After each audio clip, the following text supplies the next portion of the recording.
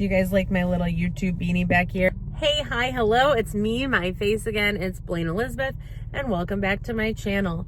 So if you are on a sober journey or you're struggling to stay sober, this video right here, I'm going to talk about 6 things that I wish I knew before getting sober. So this might save you some heartache on your sobriety journey. Thing number 1, sobriety does not solve everything. When you're using, you're like, if I just get sober, then everything will be changed and everything will be fixed. If I just get sober, then my whole life will be better. Sobriety doesn't solve everything.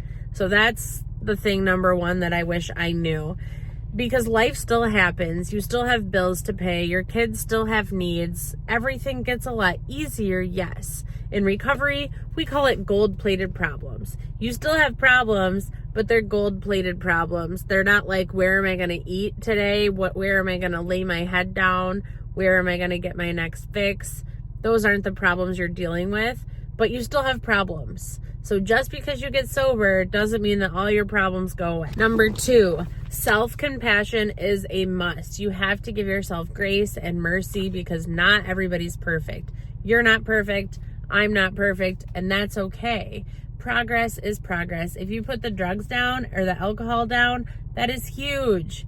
That is huge, huge, humongous, and you need to celebrate that. Just know that you're gonna have setbacks, and that's okay. If you fall down 7 times, stand up 8. That's a Chinese proverb that I love to use. That really helped me when I had 5 years clean and I relapsed and I had to start all over again.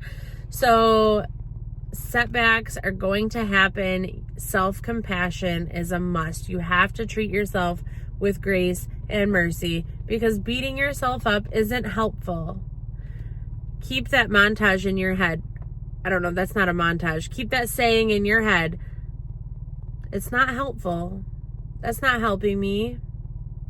Is it helpful? And that's a question you can ask. When someone makes a comment, is that helpful? Is it not helpful? Then you can let it go. If it doesn't apply, let it fly. My therapist used to be like, that's not helpful. No, don't be saying that to yourself. Self-compassion is a must. That sobriety is a superpower. I didn't realize how capable and confident and powerful that I would feel once I got sober. It's crazy because this was a huge, huge problem in my life. And once I was able to face it and get through it and move forward, honestly, once I got through sobriety and once I got through my mom's death, now nothing can faze me. I'm like, you think you can hurt me? You can't. You can't, because I've gotten through this, and this, and I'm stronger because of it. Sobriety is a superpower.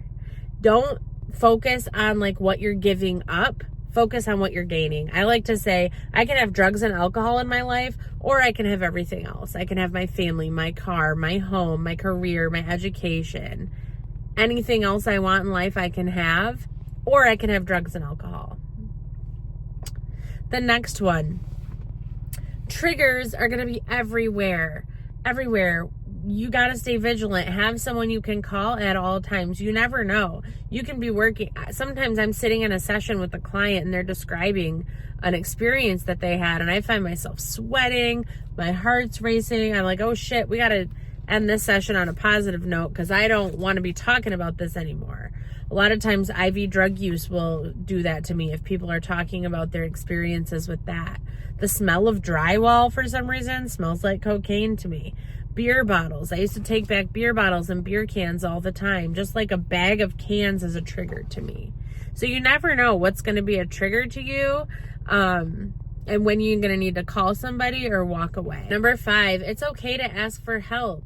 It is okay to ask for help. I feel like there's such a stigma around therapy and meetings and asking for support when really like nobody can do this alone and you have to lean on the other people around you. I would not be where I'm at today if it wasn't from my best friend Heather, my partner Christopher, the entire NA community. I don't do NA anymore because they shame medication assisted recovery, which I don't agree with, but NA helped me for a long ass time.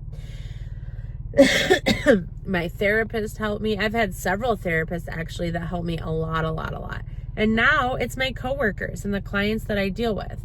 and my best friend and my partner, you know, they will always be there for me. And also my family is huge for me too. Always have people that you can lean on, always have support people that you can trust. And if you don't trust anybody yet because you've been disappointed so many times in your life, give somebody a chance.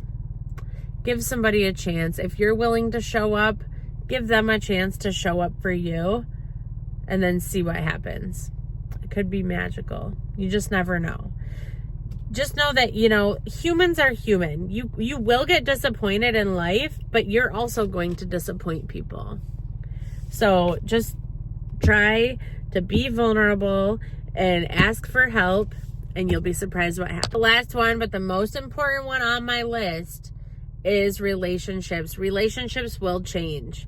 Just because you got sober doesn't mean that your mom, dad, sister, brother, boyfriend, aunt, uncle, cousins, gets sober, right?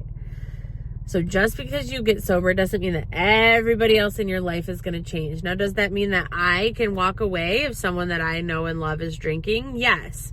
Does that mean that they get to be offended? They can if they want to, but I got to save myself because I need to, you know, stay sober no matter what, at all costs. This is life or death for me. So if you're going to be offended because I don't want to be around you while you're having a drink, so be it. Be pissed. You know how fucked up I get when I drink or when I do drugs. Like, it's not good. You guys don't know, but I know. And my family knows. We all know. Most of us know what happens when I use. I'll put a picture up right here. This is what my arm looks like 6 days of using drugs. Have to go to the hospital, have to get IV antibiotics because I have such bad infections. It's bad. It's not good. It's terrible. It's horrible. I never want to do it again.